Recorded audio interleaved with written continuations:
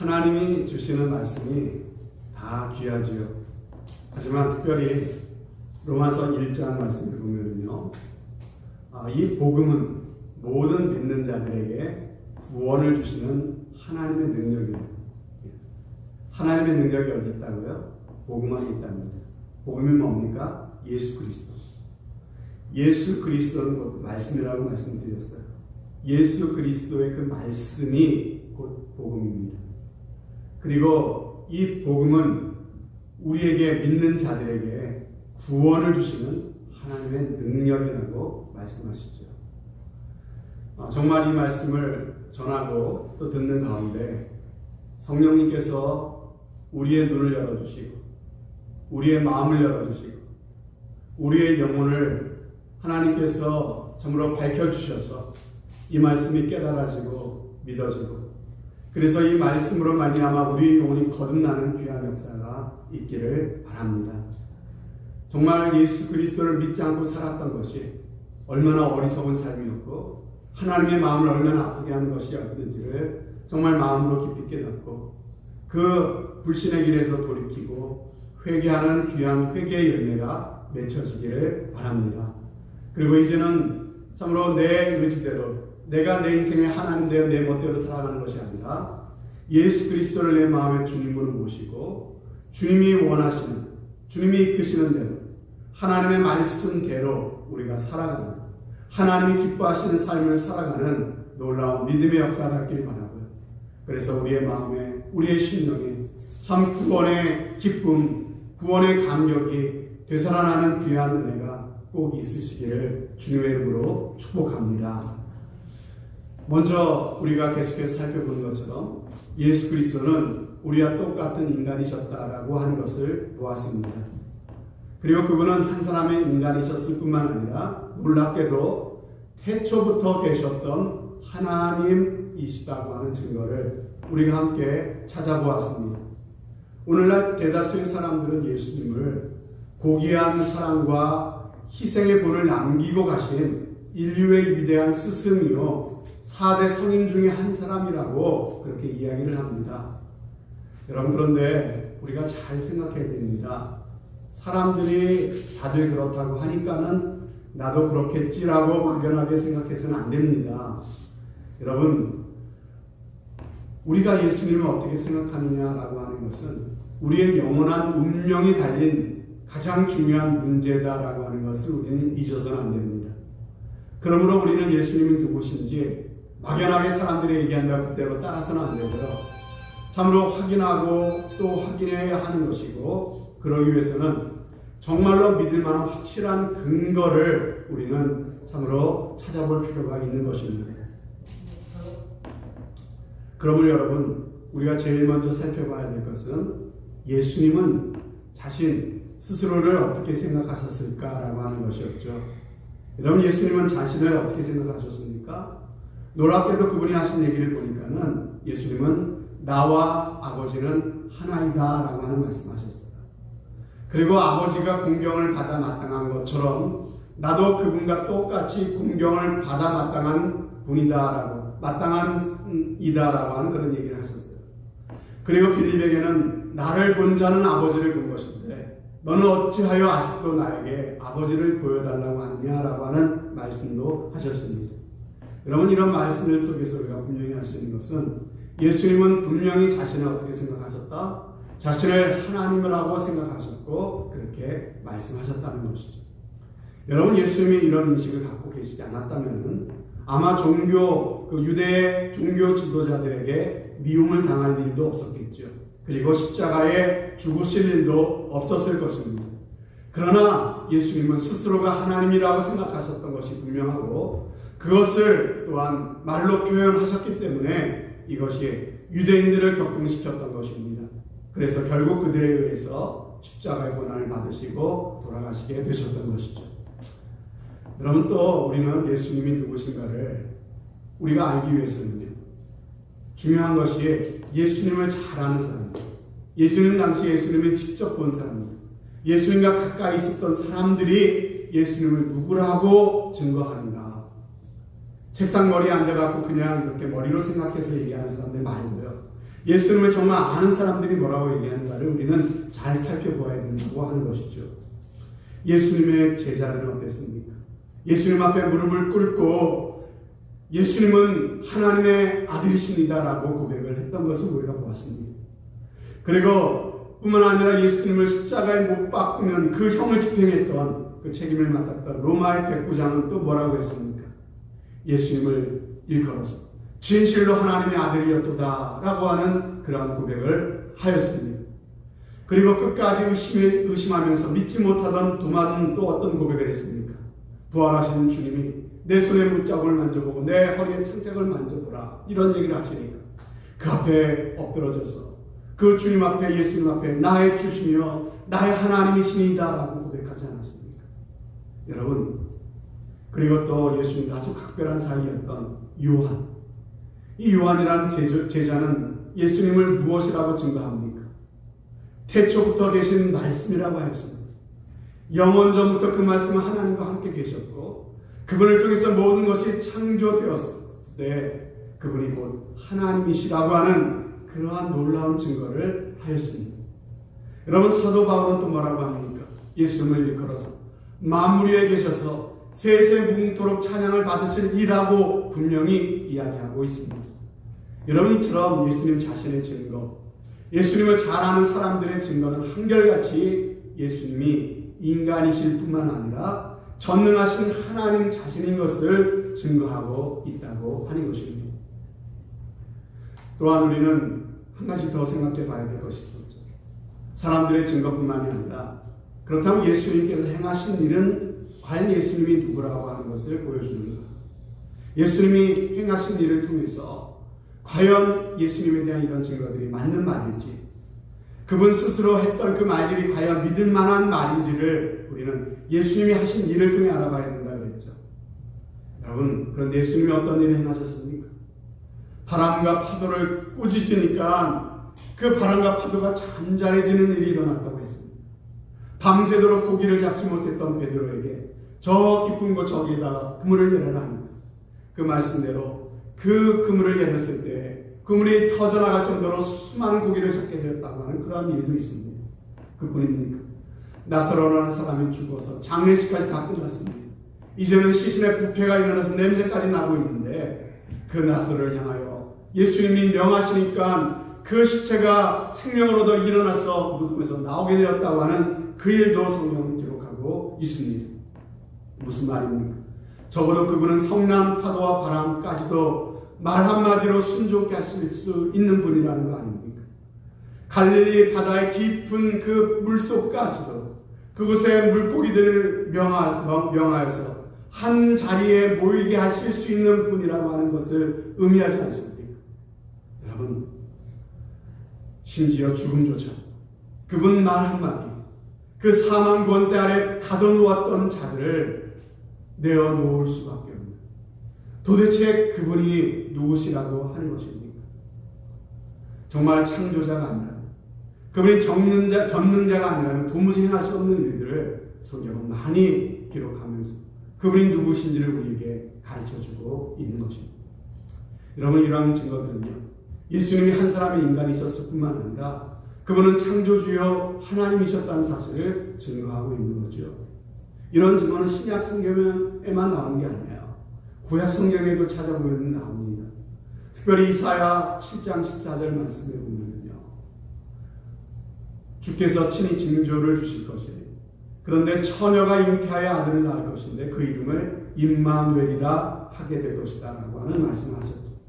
여러분, 놀라운 것은 이 예언을 한 이사야 선지자가 예수님보다 700년이나 앞선 사람이라고 하는 사실입니다.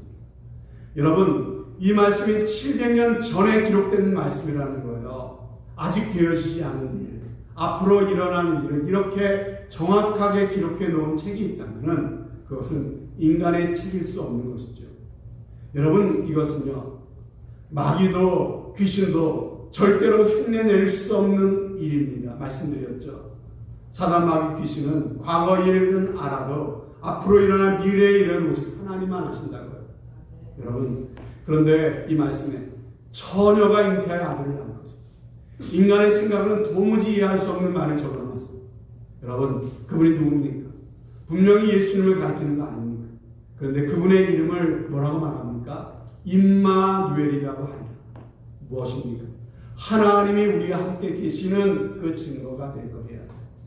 여러분, 하나님은 참으로 우리와는 너무나도 차원이 다르니, 참으로 너무나도 위대하시고 크신 하나님, 우리의 눈으로 볼 수도 없고 감히 만질 수도 없고 들을 수도 없는 그분이 우리가 볼 수 있는 형체로 우리가 만질 수 있는 그 형상으로 우리와 같은 인간의 모습으로 우리 가운데 오셔서 우리와 함께 하시는 그 하나님이 되실 거예요. 그분이 바로 임마누엘 아닙니까? 바로 예수님이 바로 그 임마누엘로 이 땅에 오신다고 하는 그 말씀을 700년 전에 이사야 선지자를 통해서 말씀하고 계시는 것이죠. 뿐만 아니라 이사야 9장 말씀에 보면 한 아기가 우리 가운데 날 거예요. 그 예수님이 이 땅에 태어날 것을 예언하신 말씀이죠. 그런데 그 아기의 이름을 뭐라고 말합니까? 기묘자 모사, 전능하신 하나님, 그분이 전능하신 하나님이라는 말씀 아닙니까? 영존하신 아버지가 바로 그분이라고 하는 말씀 아닙니까?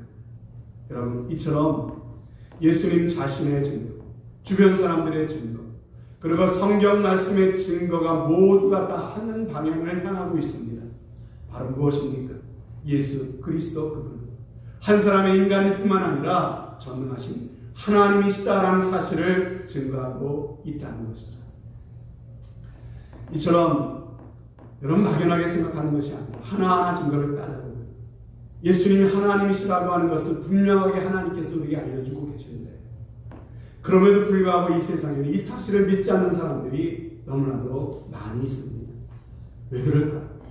왜 하나님이 분명히 밝혀주셨는데도 왜 사람들이 이 사실을 믿지 못하는 걸까요? 여러분, 이 세상에는 보이지 않는 영적인 세력이 있다는 사실을 우리가 깨닫게 되면 이것은 너무나도 당연한 이치일 수밖에 없어요. 성경은 사단 마귀가 존재한다고 말씀하시죠. 특별히 사단 마귀는 어떻게 해서든지 우리의 마음과 우리의 영혼의 눈을 어둡게 만들어서 예수 그리스도의 그 분명한 복음의 광채를 알아보지 못하고 알아듣지 못하고 들어도 믿지 않도록 역사하고 있는 악한 영의 역사들이 있다고 성경은 분명히 증거하고 있는 것입니다. 그래서 고린도후서에 말씀하시죠. 이 세상 신이 믿지 아니하는 자들의 마음을 호미케 한다죠. 그리스도의 영광의 복음의 광채가 되어서 그들 가운데 비치지 못하도록 하고 있다고 말씀하고 있는 것입니다.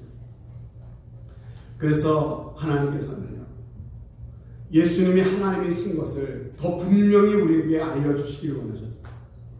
그래서 지금까지 여러분들에게 말씀드렸던 이 많은 증거들보다 더 분명한 증거를 하나님이 우리 가운데 보여주셨습니다. 여러분, 예수님이 하나님이시다. 예수님의 완벽한 인간이셔서 우리의 죄를 대신하셔서 피 흘려 죽으셨기 때문에 우리의 죄가 사해졌고 우리에게 영생이 주어졌다는 사실을 우리에게 분명히 알려주시는 증거, 그것이 무엇이겠습니까? 그것은 바로 예수님의 부활입니다. 예수님의 부활을 통해서 그분이 과연 하나님이시며 우리의 죄가 계속되었고 우리에게 영생이 주어졌음을 분명하게 보여주고 계신 것입니다. 사도 바울은 로마서 1장 4절에 이렇게 말씀하십니다. 성경의 영으로는 죽은 자들 가운데서 부활하사 능력으로 하나님의 아들로 선포되죠. 예수님이 부활하신 것이 바로 하나님의 아들로 선포되는 그러한 증거라고 하는 것이죠. 그리고 사도행전 17장 말씀에 보면 이에 저를 죽은 자 가운데서 다시 살리신 것을, 예수님을 다시 부활시키신 것으로 모든 사람에게 믿을 만한 증거를 주셨다고 말씀하고 있습니다. 모든 사람이 믿을 만한 증거, 그게 뭐라고요? 하나님께서 예수님을 죽은 자 가운데서 살리신 그 부활의 사건이 바로 믿을 만한 확실한 증거라고 말씀하고 있습니다. 오늘날 현대인들이 위대한 인류의 스승이라고 말하고 있는 사람들 중에서 정말로 죽음을 이기고 우리에게 생명, 영생을 준다고 하는 확실한 증거를 보여준 사람이 과연 누가 있습니까? 여러분, 제가 한번 말씀드려볼까요? 석가모니, 그는 어떻게 죽었습니까? 80세에 그의 제자가 준비해온 버섯 요리를 잘못 먹고 그리고 식중독으로 사망을 하게 됩니다. 제가 한 사람 한 사람 다 찾아봤어요. 그런데 이런 기록들이 나와 있더라고요. 그래서 식중독으로 죽었어요, 부처는요.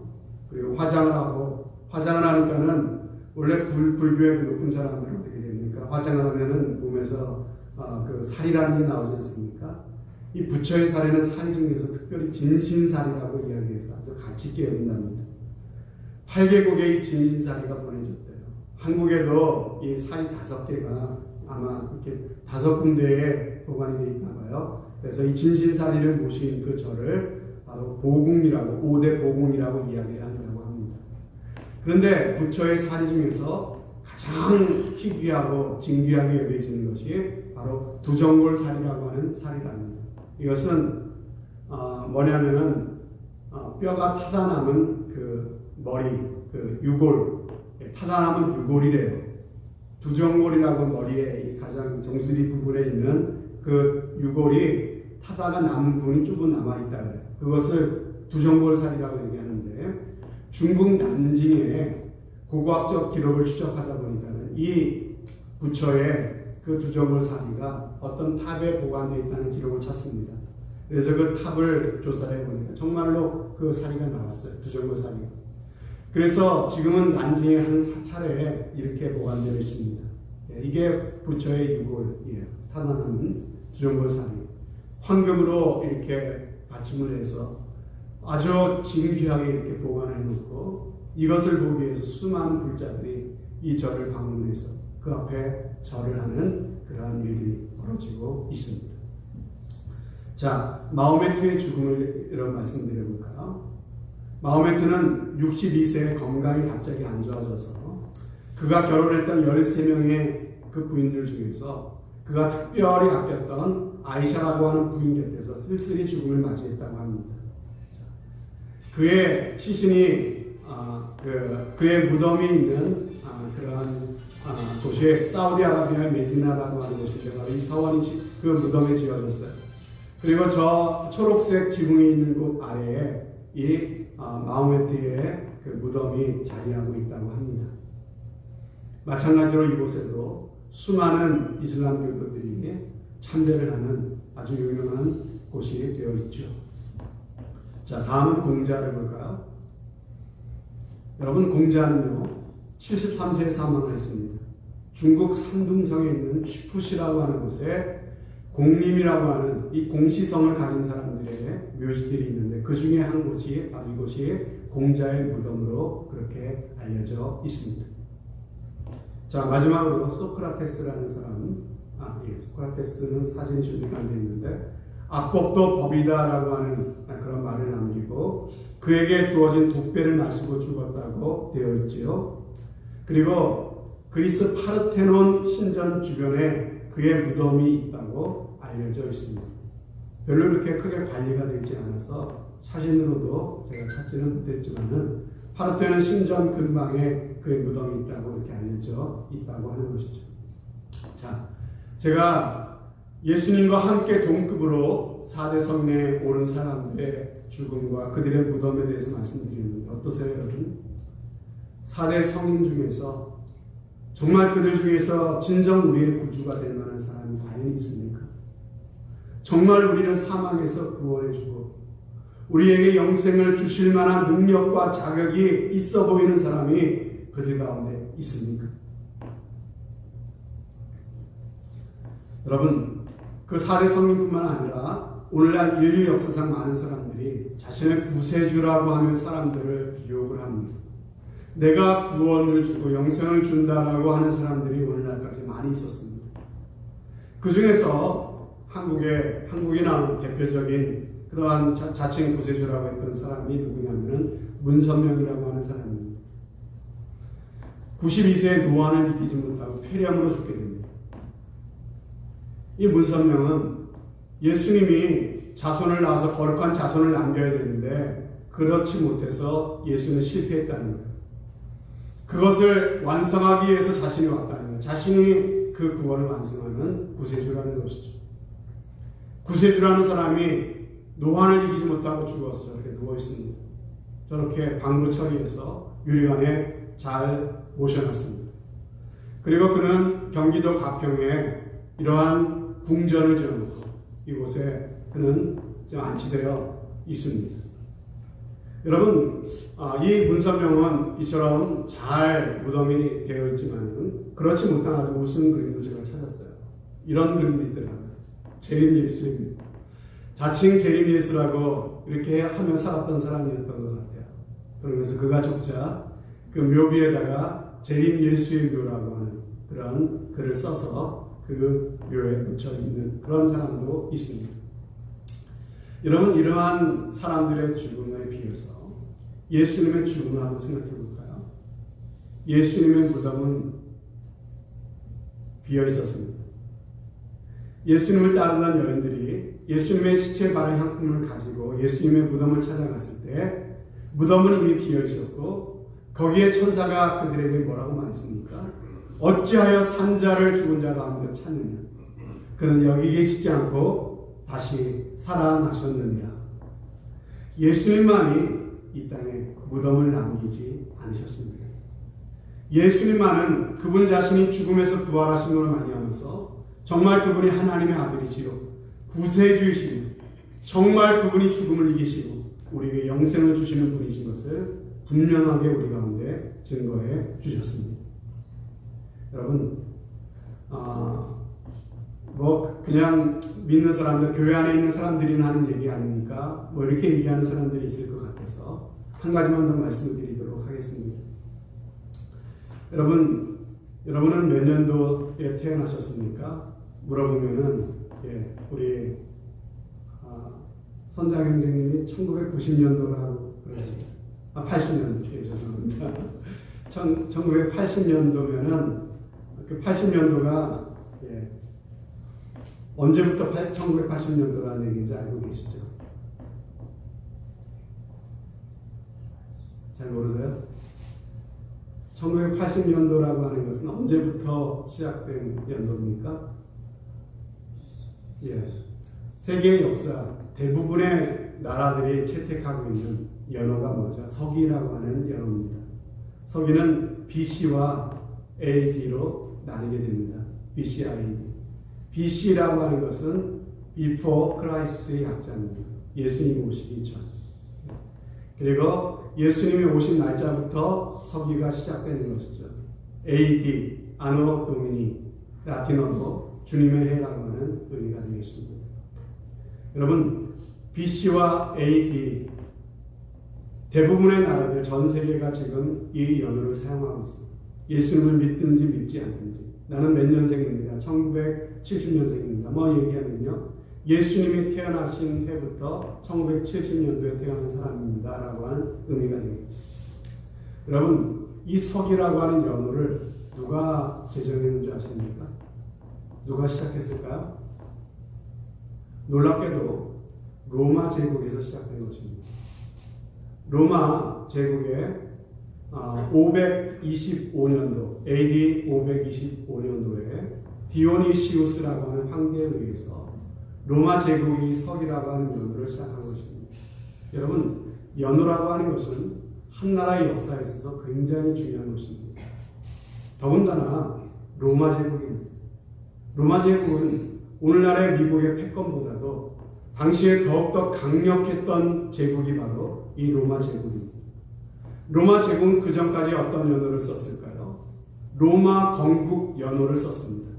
로마 건국은 BC 753년 로물루스라고 하는 사람이 로마 시리를 건설했던 그 연도를 로마 건국의 원년으로 해서 그 연호를 사용하고 있었습니다. 여러분, 이처럼 세계를 제패했던 거대 제국의 연호, 자신들의 역사가 담긴 로마 제국의 건국 연도를 연호로 썼던 그 로마 제국이 자신의 연호를 버리고 예수 그리스도께서 나신 그 날짜를 기준으로 해서 새로운 역사를 선포했다고 하는 것은 뭘 의미할까요? 여러분, 예수님이 부활하신 것이 제자들의 조작이고 예수님이 말씀하신 거랑 상관없이 제자들이 모든 것들을 지어낸 이야기라고 한다면 여러분, 과연 이러한 일들이 일어날 수 있겠습니까? 예수님이 돌아가실 당시에 그 예수님이 속했던 나라는 로마의 속국이었습니다. 로마의 속국이었고, 로마는 예수라고 하는 사람이 참으로 부활했다고 하는 그 소문이 로마 제국에게는 눈의 가시처럼 보여주는 그런 상황이었습니다. 어떻게 해서든지 그것을 부정해야 되는, 로마 제국을 유지하기 위해서는요, 예수 그리스도의 부활에 대한 소문이 거짓이라고 하는 것을 밝혀낼 수밖에 없는, 밝혀내야만 하는 것이 바로 로마의 입장이었습니다.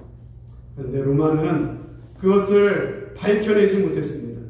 모든 권력과 힘을 갖고 있었고, 예수님의 형을 집행했었고, 예수님의 그 장리를 그렇게, 모든 것들을 그렇게 감시하고 그렇게 했던 그 로마 제국은 예수님의 부활에 대한 그 사실을 참으로 부정할 수가 없었던 것이죠. 결국은 그들은 예수님의 부활하신 이 사실을 받아들이고 인정할 수밖에 없었고요. 결국 온 로마 제국이 예수 그리스도를 구주로 고백하고 예수님을 참으로 그 예수님의 나신 날을 그 역사의 시작으로 정하는 그 결정을 하게 되었다고 하는 것입니다. 그뿐입니까? 여러분, 일주일에 월, 화, 수, 목, 금, 토, 일, 그리고 주일날은 휴일로 우리는 쉬고 있죠. 여러분, 이 제도가 언제 시작됐을까요? 이것 또한 로마 제국에서부터 시작되었다고 합니다. 여러분, 주일이라고 하는 의미가 어떤 의미가 있는지 아십니까? 기념일이에요, 기념일. 예수 그리스도의 부활을 기념하는 기념일입니다. 여러분, 어떠한 기념일을 지키시죠? 여러분은 생일도 지키시죠? 생일을 1년에 몇 번 세십니까? 나는 양력 생일도 세고 음력 생일도 세는 사람이 있으면 2번 세겠죠. 근데 대부분 한 번 셉니다. 기념일은 한 번 있는 거예요. 한 번이면 족합니다. 그런데 로마 제국이 일주일에 한 번씩 주일날마다 예수님의 부활을 기념하도록 제도를 세운 것입니다. 예수님의 부활이 얼마나 중요하게 여겨졌습니다. 여러분, 이런 일들이 그냥 벌어졌겠습니까? 저는 역사적으로 이러한 결정이 되어진 그 배후에는 세상 모든 것들의 배후에서 역사하시는 하나님의 손길이 있다고 저는 믿습니다. 그래서 하나님께서 이러한 것들을 로마 제국을 통해서라도 예수 그리스도가 만주의 주가 되시며 우리의 구주가 되시고 그분이 과연 우리의 죄를 사하시고 부활하셨다는 것을 우리로 하여금 믿을 만한 증거로서 하나님께서 그러한 역사적인 증거까지도 우리 가운데 주시는 것인 줄로 믿습니다. 여러분, 그러므로 이 모든 증거들을 종합해 볼 때 예수님은 완벽한 인간이셨을 뿐만 아니라 그분은 신성을 가지신 하나님이시라는 것을 우리는 분명히 알게 되는 것입니다. 여러분, 예수님은 하나님 자신이십니다. 예수님은 영원 전부터 계시는 창조주십니다. 우리의 죄를 위해서 우리와 같은 똑같은 인간이 되셔서 죄의 형벌을 대신 받으시고 십자가에 돌아가시기 위해서 이 땅 가운데 오신 하나님이십니다. 저는 이 진리를 몇 주간에 걸쳐서 여러분들에게 말씀을 드리고 있습니다. 여러분, 이미 다 아는 건데 목사님 왜 이 이야기를 몇 주에 걸쳐서 이렇게 말씀하시는 겁니까? 이렇게 묻고 싶으신 분들도 물론 계실 것입니다. 여러분, 이 사실이 너무나도 중요하기 때문에 여러분들에게 말씀을 드리는 것입니다.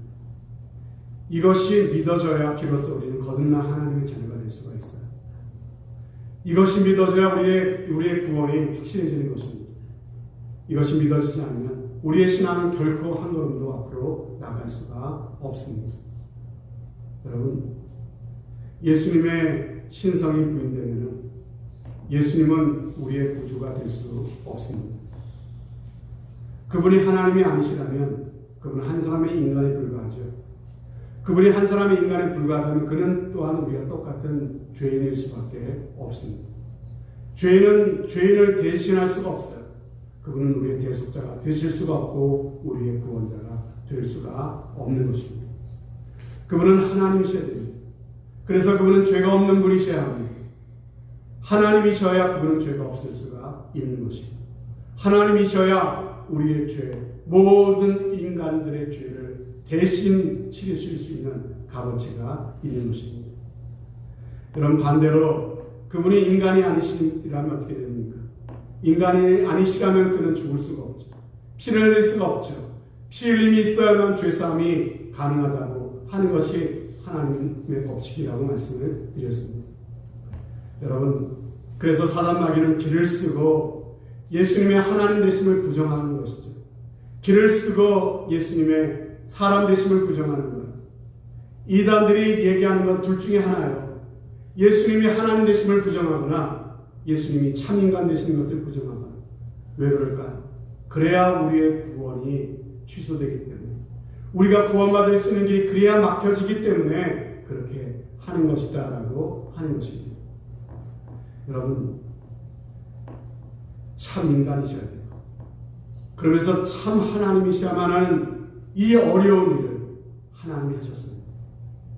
하나님의 계획이고 하나님께서 이 일을 이루어 주셨습니다. 그러므로 이 진리를 정말 우리가 바로 안다면, 이것을 정말 우리가 바로 깨닫는다면 적어도 이런 얘기는 하지 않을 것 같아요. 아니 목사님, 왜 예수님만 우리의 구원자라고 이야기를 합니까? 세상에는 얼마나 훌륭한 가르침도 많은데, 세상에는 좋은 종교가 얼마나 많은데요. 그들도 나름대로 다 구원을 얘기하는데 그들 나름대로 그들도 열심히 그렇게 신앙생활하면 다 구원받을 수 있는 거 아닙니까? 그렇게 얘기할 수 있어요.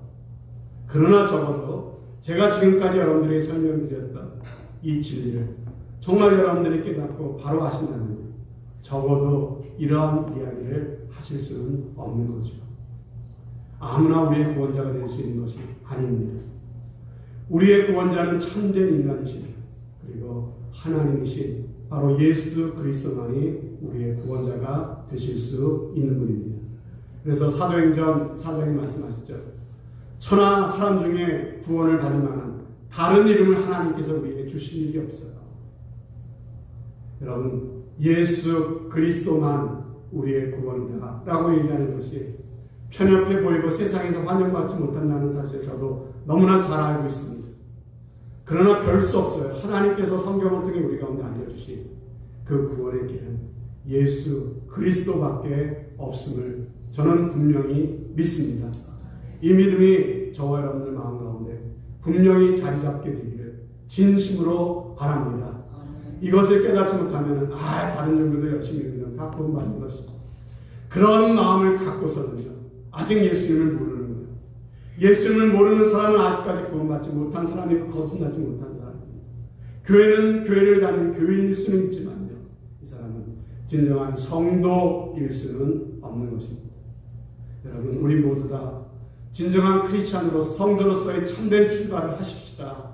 그냥 교회만 다니는 교인에서 그치는 것이 아니라 하나님께서 우리에게 베풀어 주시는 이 놀라운 구원, 값없이 주시는 이 구원의 길을 마음문을 열고 받아들이고 믿고 고백하심으로써 누구든지 예수 그리스도의 이름을 부르면 구원을 받으리라. 영접하는 자, 그 이름을 믿는 자들에게는 하나님의 자녀가 되는 권세를 주시겠다고 하시는 이 약속처럼 참으로 구원받고 하나님의 자녀가 되고 그리고 영원한 영생의 소망을 갖고 살아가는 저와 여러분들이 꼭 되어 주시기를 바랍니다. 앞으로 언젠가 그런 믿음이 오겠지. 여러분, 그런 날은 언젠가 오지 않습니다.